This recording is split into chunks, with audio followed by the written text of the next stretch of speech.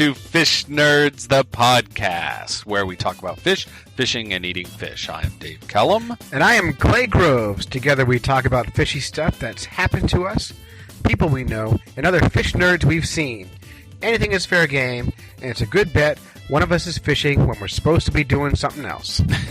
Yeah, that's true. Shh, don't tell anyone. Today we're going to be talking about memories of ditching work to go fish, hunting and catching the rarest sunfish in New Hampshire, and then can't get away from it anymore. We will debate rubber worm color when fishing for smallmouth bass. Big, heavy debate. Exciting. It's gonna be heated discussion. Someone's gonna cry. We have a new segment we're going to give a try. Bizarre fishing gifts. When you're known as being a fisherman, you get lots of gifts that have to do with fish, and it's all great, but there are some that aren't so great. But anyway, so we'll talk about those. And finally, our Fish in the News section. Yay, fish. Yay, fish. And that'll do it. So here we are, podcast number 5, I believe. Wow, is it 5 already? It's 5 already. Go figure. And I didn't get you anything. It couldn't be our podcast anniversary. Yeah. I feel like we'd be holding hands or something. I know. Our 5th anniversary. It's so nice. Oh, I got a little tear in my left eye. So, fishing, when you're supposed to be doing something else. Clay, your name's on this one. What's up? Well, anyone, I think any fish nerd can relate to this. And as you get older, I don't know if you do it more or less, but when I was younger, it was easier to do. I think I had less of an work ethic when I was younger. And not when I was working for you, Dave. No. Of course not. We got paid to fish then. It was different. We did, and I don't know why we ever left that job. That job was over at the Amoskeag Fishways over in Manchester. Awesome. Manchester, New Hampshire. There's a fish ladder, a big dam right there, and we got paid to go fishing, count fish, and play with fish and be nerdy about fish, and we both quit that job. I know. foolish choices. But we still have a lasting impact there, I think. I think so. This actually, they must have Lamprey Appreciation Day coming up soon. June 1st will be Lamprey Appreciation Day. For those of you who don't know, gosh, Dave, what was it? 10 years ago now, something like that. You kicked off the first ever Sea Lamprey Appreciation Day. Well, everybody was always poo-pooing the sea lamprey, showing that same picture of a lake trout in Lake Michigan all covered in leech-like eels. And it was always like, look, they're not eels, they're lampreys, and they're actually really cool. And Dr. Stacia Sauer out at UNH was one of the key figures that got me to appreciate them. They do a lot of research on them out there. They have a lab full of them right now, and they do all sorts of weird endocrinology tests on them. Did you ever hear the story, Dave? And we're off topic already, but who cares? But did you ever hear the story? This is in Stacey's lab. Now, you might have been the one who told me it, but there was a workman there in the evening one night working, and he claims to have been sweating, and he sweated, a drop of sweat fell into the tank of lampreys, and all the lampreys jumped out of the tank. And they had to call Stacia in the middle of the night and have her come in and rescue the fish. And the guy you told me that story? I did. I think I recounted that story, and then I think they said they suspected that the guy actually spit in the tank. Right, and I read that this has a male trait. Like women don't spit as much as men do, but it's testosterone they're reacting to. Yes, that's what I've heard. They have an incredibly good sense of smell. And that's what the Sauer Lab said, is that they react to certain men and the spit, and it really agitates them. So who knew? And apparently, though, they use their sense of smell to, this is a good one, this is a good party trick or a party conversation, is that they smell the urine of their kids. And so, young sea lamprey. I've smelled the urine of my kids. And it's never made me want to go any closer to them. Yeah, that's right. You have the urine years. You're in the urine years. I'm still in those days. So yeah, but anyway, sea lamprey apparently like that smell because if their young live in the mud, and if they're smelling their young, then they know, the theory goes, that it's good habitat and that the young are surviving, so they want to go back there and lay more eggs. So, but I'm with you. I'm all for staying away from kids' urine. So anyway, back on topic. We were talking about fishing and work. Okay, so gosh, it must have been. There's actually there's two stories I'll tell. It's actually both happened the same year. So I was teaching science down in Lawrence, Massachusetts. Okay. I'm a science teacher now, also, incidentally. So I was teaching 7th and 8th grade science down in Lawrence, Massachusetts. This is midwinter, and I had a meeting in the morning off campus. And so I had a sub in my class for the day, so I figured, wow, cool. Go to my meeting, and the meeting was supposed to take all day. Mm-hmm. And instead it took about 25 minutes. Oh, nice. And so I got in my car, and I debated with myself, do I go back to work, or do I go, it was middle of winter, do I go ice fishing? Oh. Now remember, I was teaching down in Lawrence, so I figured if I drive up to New Hampshire, Lawrence is in Massachusetts, if I drive up to New Hampshire, no one's ever going to know. How would they know, right? So I drove to Salem, New Hampshire, and I was driving past Canopy Lake, and the ice looked great, so I pulled over, I went out in the ice, drilled a hole in it, sat in my bucket, fished for a while, didn't catch a single thing, went home, after. Yeah. And the next morning I get to work, and the principal walks into my office, and on the front page of the Lawrence Eagle Tribune was a picture of a dude sitting on a bucket ice fishing, and the headline, it was above the fold. The headline is "Ice Man Cometh." And it's a picture of me fishing when I'm supposed to be at work. So that's awesome. Not only is it Fish Nerd, it's busted, totally busted. That's awesome. That's good. And the principal, luckily, either I was best teacher ever, or the principal had a good sense of humor, or both, because she let me off the hook. But not without making fun of me a lot, and deservedly. Yes, and when you make it on the front cover or front, that's rough. But interesting, that photo, that year, the Eagle Tribune used that photo 6 times that year. So every time it came up after that, I was like, not a new one. No. It's the same picture. Look at, I only got caught one time. So, but the other time, and it was working, I was still teaching, but as you know, teachers have great hours. Right. And it's a lot of fun, and teaching is, I've always called the greatest slacker job on earth. I feel like it's easy, but most people don't agree with that either. But I love it, and I find it to be something very natural for me. And so, but you don't make a whole lot of money, so you have to moonlight a lot of the time. So I was moonlighting as a delivery driver for Domino's Pizza. Oh, 30 minutes or less. 30 minutes or less, and it was no big deal. It was fun. The money was decent. But then springtime rolls around. And I'm driving my own vehicle, which always has fishing poles in the trunk, and I got the Domino's Pizza, window decal, the big light-up box that attaches to the car on there, and I drive by Beaver Lake, which at the time was and this is in Derry, New Hampshire, which at the time was my very favorite bass fishing lake. On that lake, just kill, I didn't kill many, but I was going to say slay. Every word for catching fish is death. Yes. I just realized that. But you would catch tons of fish easily, and I drove by that lake, and I saw fish jumping, and it was around 8:30 at night, just dusk, and the fish were just boiling in the water, and I thought, well, I got 2 pizzas in the car, and I'm only going 5 minutes away from the restaurant, so I figured I got 20, maybe 25 minutes to fish before anyone will even notice I'm gone. That's right. They would never figure it out. They would never know. So I pull over, and I grab my fishing rod, and I put on a Sluggo, which at the time was my favorite bass lure. Incidentally, it was a bright, sunny day, so I put on a bright Sluggo. We'll talk more about that later. More about the color later, right? The colors of the Sluggo. And I made a couple of casts, and I hear a horn honk, and another sedan pulling in with a Domino's light-up box on the roof. Nice. And I looked behind me, and it was my boss. He got out of his car. He walked to my car. He unhooked the Domino's sign and put it in his trunk and reached in the back of my car and took the pizzas and drove away. Did he say And I never went back to work.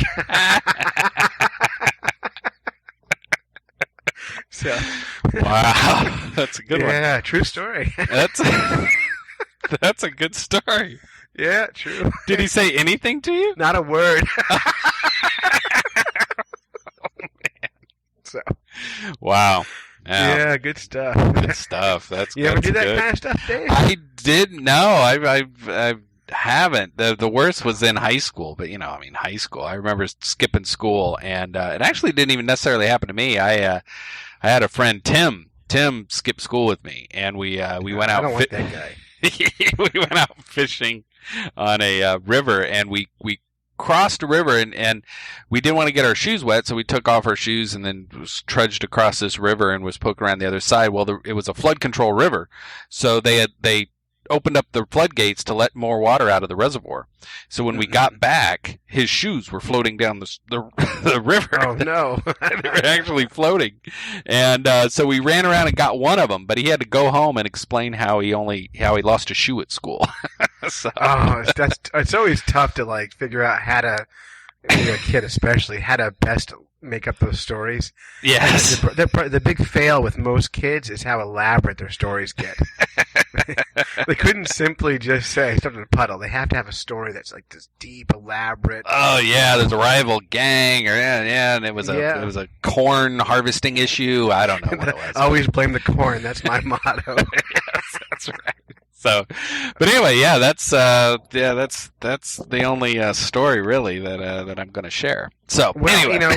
Why don't you from there? Let's hear about first of all, for those who are new to the podcast and new to who Dave and I are, is we've been on. In 2011, we started a 1-year quest to catch and eat every kind of freshwater fish in New Hampshire. We called the quest Catch 'em All. It was catch-m-all. You can read our stories at fishnerds.com or catchemall.com. And we were hunting all these fish down. We had their locations where they lived, and we spent. By the way, we're still on that 1-year quest. It's 2 years in. Don't ask. Don't ask. But we're working on it. We spent well over a year hunting the rarest sunfish in New Hampshire. Yes. And that's what Dave's going to talk about now. So I'm going to let Dave get into that story. Yeah, so the rarest sunfish in New Hampshire is the banded sunfish, and the banded sunfish. So we always called him Mr. Stripy because we're more formal than most. But we went out looking for Mr. Stripy. There for a while, it was every week. We had the fishing game data. We were out trying to catch these. Now, you got to understand, a trophy banded sunfish is, tips the scales at maybe 5 ounces, maybe. The thing grows 3 inches long. They're neat. You have to pay attention when you're catching a bunch of little sunfish. The key features is that its tail is round instead of kind of forked like the other sunfish. And yeah, they look kind of like a fan, like one of those Chinese gift fans you find at a gift shop. Yeah, a really pretty fan. So. So I was at the Taylor River trying to get a creek chub sucker. That's our latest bane of our existence, trying to get a creek chub sucker. I hate that fish. I hate that fish. I'm going to eat that fish when I can't find wait to kill him. I'm going to eat his brain. So it's just week after week after week we go looking for this fish. But anyway, so I'm fishing in this spot, and this last weekend, sure enough, I caught a banded sunfish, and I figured out how to get them. So they're really interesting. You can check on the website with this podcast. I'll post the pictures. They're little chubby little butterball kind of fish too. They're very, very cute. And the thing is, they live really super tight to the structure. So small hooks, a little bit of worm, put right in the thick. I dropped this straight down into a pile of sticks, and sure enough, he was right there. But sort of the outside of this ball of sticks was dominated by pumpkin seeds. And so I would catch pumpkin seed sunfish right and left out of there. But as soon as I got in just kind of bizarrely, insanely tight into the undergrowth, that's where Mr. Stripy was. Yeah, so, and this fish, this fish is a fish probably, I would say, except for maybe a few guys at microfishing.com, I think most people don't care or have never even seen or heard of this little fish. Yep. But, we killed one. We killed one, we ate it. Dave made a recipe called Bandito Banded Sunfish. And, it was awesome. We ate it. We took a bite out of the sunfish, bite out of the lime, and a shot of tequila. It was awesome. Yeah, and the tequila part was awesome.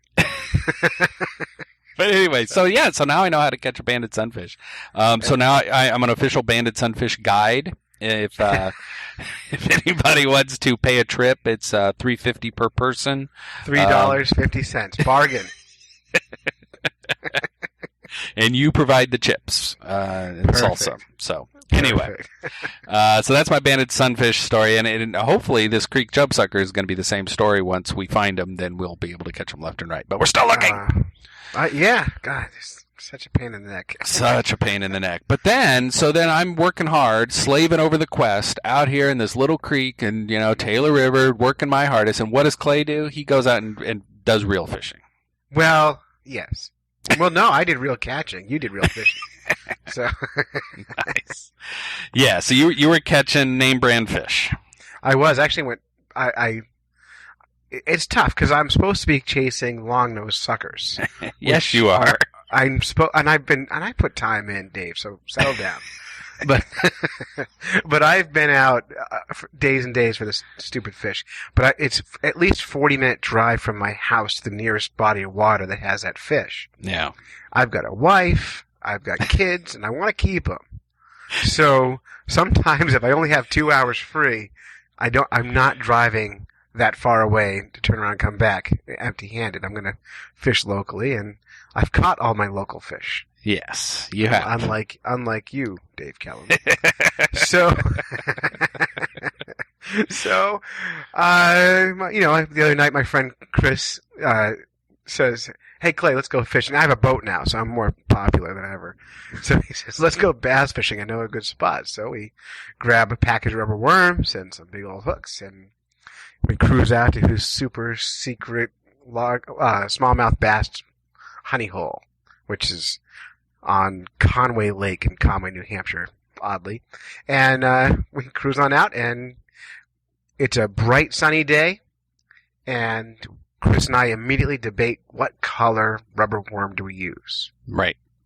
So I look at my bag, and all I had was purple, dark purple. He looked in his bag, and all he had was dark purple. So that debate ended right there. Right. Right there. And then the debate was, how do we hook them on? All right. And so normally when I'm bass fishing, I hook, and we're using kind of a thick-bodied rubber worm, like a Yokohama. Does that sound right? That's steakhouses. That's I want to say Gary Nakamori, or there's some great sounding Japanese name brand thing I like to use, and I can't ever get the name right. Yeah, I don't know it either. It's Gary something. Yeah, Yakamoto, I think. Yeah, Yakamoto. They're terrific. Anyway, get one that's about 5.5 inches long, and I usually hook them down with an offset shank 2-aught hook, and we're going to really get hook and bullet here. And I'd run the worm through the hook, and I set the shank of the point of the hook into the worm so it's weedless. Yep. But this time of year, there's no weeds. Oh. There's just open water, so there's no need to do that. So Chris hooks on what he calls wacky rigs. Have you heard of this, Dave? Wacky rigs. Wacky worms. Wacky worms. You just take that worm and you fish like a 6-year-old. But you just take the hook and put it through the middle of the worm and throw it in the water. And it shouldn't catch fish. But it kills. It's great. Well, the cool thing is when you pull it in, it bends, and then it just sits there and just kind of vibrates. It's weird. It looks like it's like a big old frog legs with no frog attached. Yeah. In the water. And you let it sit, and the fish just wail on it. It's great fun. So we went out fishing, and I hooked a and there'll be a video up soon because he's a videographer. He took a movie of it. But I hooked a big old smallmouth bass pretty near right away and fought it all with a boat. And he's making a video, and the net is about 8 feet away from my hand. So, and I'm using 6-pound test. I like to use really light gear for bass fishing because nice. It's also happening the rod in my hand. So I get the fish to the boat. It's bending. It's splashing. It's having a great time being actually probably not having a very good time being a fish at all, but I'm having a great time of it being a fish. And I make the classic rookie blunder.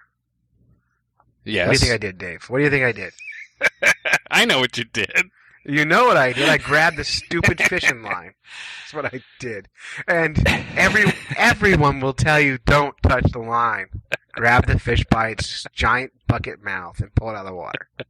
So you're supposed to put your thumb in their lip and pull it out of the water. And I grabbed the line thinking I could just horse into the boat. And as soon as my giant sausage fingers touch the fishing line, you hear that classic ping, splunk. Game over. Oh. Fish kept it. Sadness. Yeah, but it brings up an interesting problem, because not an interesting problem. It's an debate because we were talking about the worm color. The next day I went out, it was Mother's Day. Yeah, I got to go fishing on Mother's Day. I know.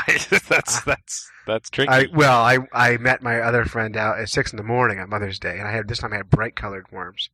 Yeah. And we went out to the very same spot on the very same lake, and all I had was bright green worms, and it was a bright sunny day still, and we were casting out, and nothing. The fish didn't care. Wow. Hooked them wacky, hooked them regular, nothing. Cruised a few more spots, and nothing. Mm. So then my friend tossed me a purple one, another purple worm. Yeah. And we took an hour of casting green ones, by the way. Yeah, okay. Put that worm back on there, the dark colored worm. Yeah. And we cast it out there, and both of us slammed big old 3-pounder smallies. Wow. And they were awesome, fighting and jumping out of the water and wiggling. So we got ended up with 2 each on the dark colored rubber worms on a bright sunny day. Wow, that's not supposed to work. That's not supposed to work, but that's twice where that's worked. Yeah. 2 days in a row. So the question is it supposed to work? Why did it work? And is there any science here, or is it just lucky? Right. What do you think? I think it's illiterate bass. I think they're not watching or reading Bass Pro Shop articles. Because they really should. This Field and Stream guys should really communicate better with their their bucket mouths. That's right. I think a fish literacy program is in order because they clearly don't know what they're doing. They need to do a little pamphlet bombing to those fish. That's right. So it's supposed to be the color of your bait should be the opposite of the day. So if it's bright out, you should be using dark baits. And no, I always heard the opposite. Well, really? Yeah, I always heard bright days, bright colors, dark days, dark colors. That's what I always heard. Wow. And I never pay that close attention. So you never really know. I always use whatever I have in my bag. Well, see, that's it. I mean, it's not like you're going to go in and buy a rainbow of colors kind of thing. Well, why would you? I mean, if the recommendation is dark, light, dark, no one says purple, red, green, or yellow. They say shades. Right. And the fish are doing reaction strikes anyway. If they had time to think about it, yes. They would go, I'm not eating that thing. Looks like a big old rubber worm. So they wouldn't bother. So on the subject of going in and buying worms, I just want to make this clarity. While you were telling your story, I was really concerned that we couldn't figure out the name of those worms, the wacky worms. Right. And we said it was maybe Yakamoto. Yes. Yakamoto is a photographer that takes nude bondage fetish photography. I don't know how I know that name, and I want to expunge that from the record if we could. Really? Expunge a word? I'm not looking it up, I'll tell you that. So, the worm name is Yamamoto. Yamamoto. Okay. Yamamoto. So I like those things. Yes, those are good. The other things, wacky worm has a whole nother meaning. You don't want to mess with it. So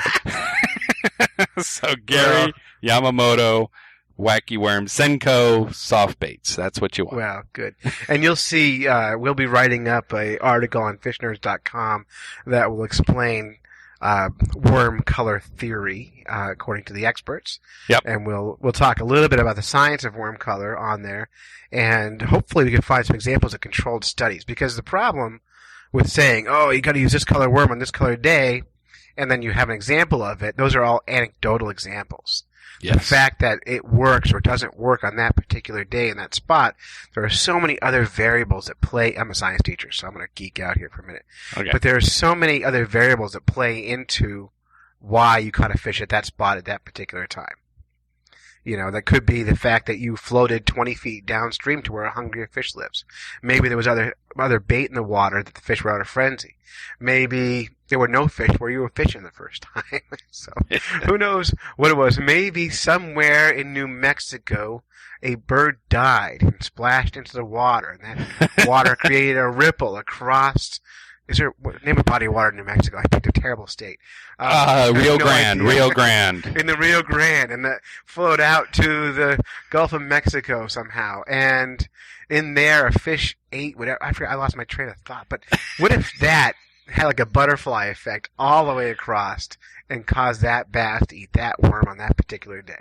Yeah, that's probably right. Or what if the only people care about worm color are the people selling worms? That could be a real theory. So, anyway. That's true. And I just looked this up, by the way. So what about color blindness? So 8% of the men in the population are colorblind. So what percentage of fish are colorblind? I know. Come on. Curious. Now, I just on a sidebar, I'm not going to talk about it today, but we can geek out more later. But I once had a student when I was teaching science for a science project teach a largemouth bass the color purple. Ooh, we'll save that for a future. Whole long story. It's very interesting, and it's junk science, but it's really cool. So good junk food. Yeah. All right, so that's good. We've had the rubber worm color debate, and that's good. Yeah, and feel free, by the way, on our Fish Nerds Facebook page to start your own debate. We'd love to argue with you or agree or pretend to agree just to shut you up. Anything to get action on Facebook would be great. So. Except the Yakamoto thing. Don't do that. Don't share that. Don't share that. Don't want that shared. Well, share it, in a message. I want to see it. So, we got two more segments in the podcast. Bizarre fishing gifts. Yeah, boy, it's as when you're an avid angler or even semi-avid, people stop thinking about what can I buy this person that's interesting for a gift, and they just think that person likes fishing. I have to buy them fishing gifts. Yep. And they know it's impossible. You can't buy an angler a fishing lure, because every bass fisherman fishes different. Some people use rubber worms, some use topwater bait, some whatever. There's so many different kinds. It's a rainbow of stuff.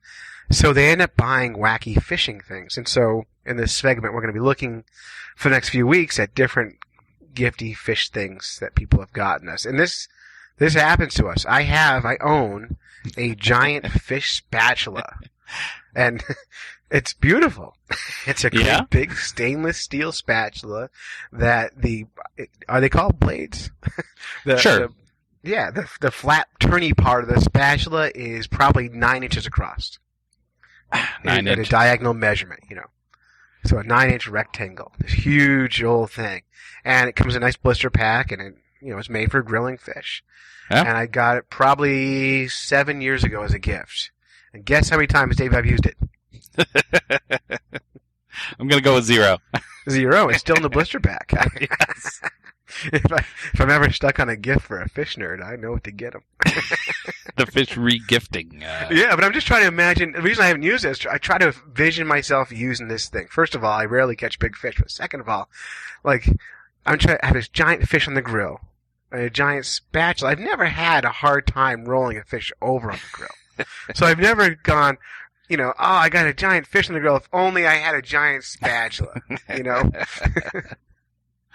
That's right. So You're an ungrateful bastard. You know that? I am a bad person. You know, my mother-in-law probably gave it to me as a gift, and so now she's going to hear this podcast.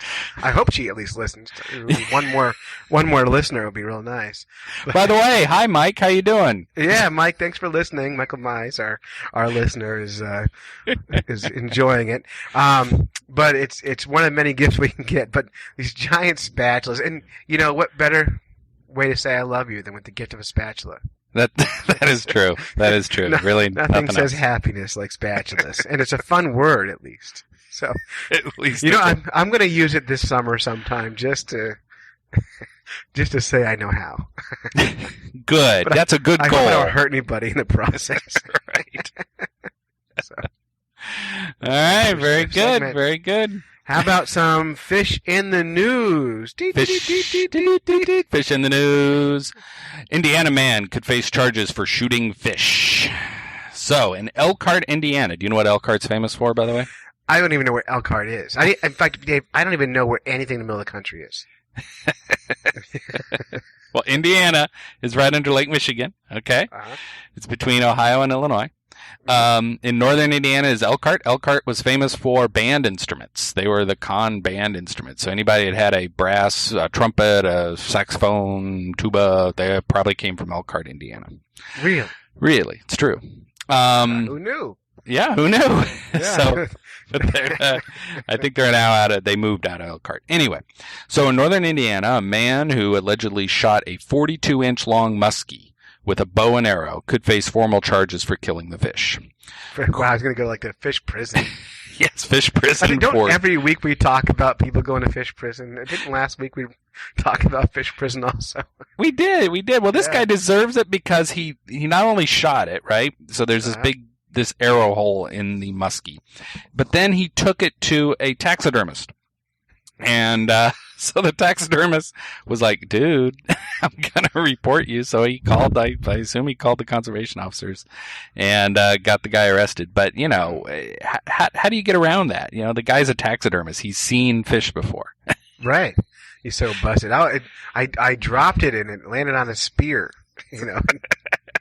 So I thought it was going for a knife, so self-defense? I don't know. Self-defense. Well, so when this guy goes to fish prison, he's in jail with those eel poachers. Right. Now, you're going to have this whole, like, counterculture prison group of people who just do bad things to fish. There's probably a fish nerds gang that we don't know about. Gangs, and they have, like, instead of teardrop tattoos, they just have water droplets, or they have... That's right, scales, fish scales. Scales.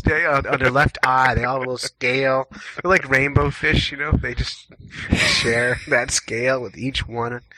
So I like that. And they're going to go against the rival gangs, you know, the people who do dogfighting or something. Right, exactly. They're the fish heads. So yeah. You know, man, I can't stand those fish heads. You know. So anyway, that's fish in the news. Don't shoot a fish and then try to get it stuffed. You know, and it's funny because you can shoot fish in that state, right? You can. You can shoot gar. You can shoot carp. You can shoot shad. You can shoot suckers. You can shoot all sorts of stuff, but you can't shoot game fish. Now, can he just claim like he thought the fish was somebody else? I thought it was a gar. He probably should have, but probably when he turned it in, wanted it mounted. And he's probably one of those guys who brags a lot like us, right? So he got the big fish and immediately put it up on Facebook or something, and then went over. So it's probably easy to track the evidence that he got that fish. Yeah, I would think he made many mistakes. So yeah, when you first said shoot, I thought you would be talking about like with a 45 or something. Right, shoot it. So. Yeah, that happens too. So in Indiana, that's a crazy place. Well, yeah. It's not legal in Indiana, but in Vermont, you can shoot fish. Oh, I see a whole show coming up. We'll get rid of the whole fishing thing and just go hunting fish. Just go hunting.